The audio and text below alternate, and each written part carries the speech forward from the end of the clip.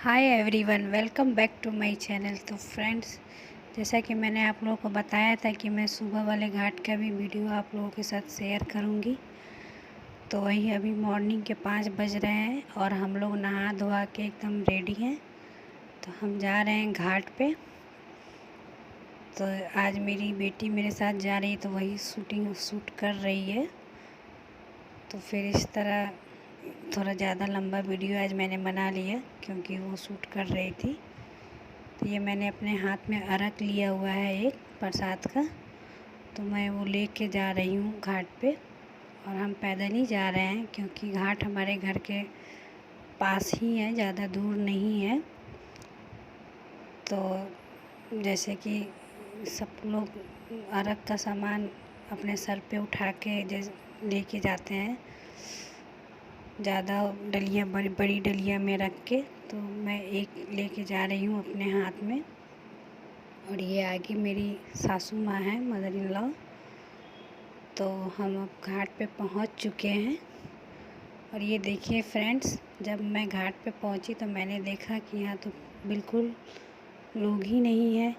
कल तो फिर भी कुछ लोग नज़र आ रहे थे, तो सब कोविड की वजह से डरे हुए हैं, इसलिए काफ़ी कम भीड़ है यहाँ पर। धीरे धीरे भीड़ इकट्ठा हो गई थी, बहुत सारे लोग आ गए थे। तो अब मैं यहाँ दीपक जला रही हूँ, दिया। वही मैं दिया में तेल डाल रही थी और हम माचिस लाना भूल गए थे फ्रेंड्स। तो यहाँ बगल में एक लेडीज़ बैठी हुई थी, उनके पास माचिस था, तो मैं उन्हीं से माचिस मांग रही थी। तो फिर मैंने यहाँ सब पे दिया जलाया और हम अभी वेट कर रहे हैं। अभी सूर्य भगवान निकले नहीं हैं। उगते हुए सूर्य को अर्घ दिया जाता है, तो फिर हम अभी वेट करेंगे। जब सूर्य नारायण निकलेंगे तब अर्घ दिया जाएगा।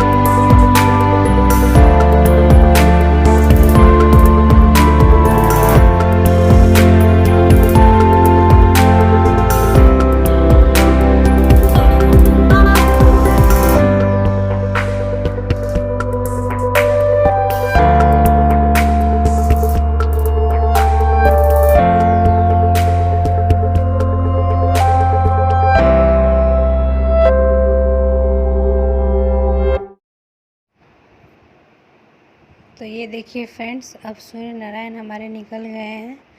अब अर्घ देने की तैयारी हो रही है।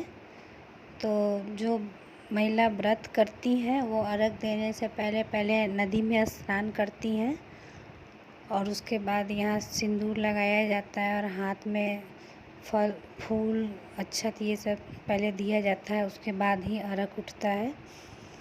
तो यही हो रहा है यहाँ पे। भाभी को टीका लग रहा है सिंदूर का नाक पर से, जो कि हम लोगों में एकदम नियम है कि हर व्रत त्यौहार में हम लोग ये नाक से, इसको जुड़वा मांग बोलते हैं, ये होना एकदम ज़रूरी है। इसके बाद ही कोई पूजा पाठ की शुरुआत होती है।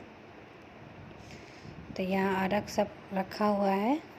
अब एक एक करके सब, ये मैं आपको उगते सूर्य नारायण की दर्शन करा रही हूँ। आप लोग भी हाथ जोड़ लीजिए। बहुत मान्यता है हमारे यहाँ छठ पर्व की।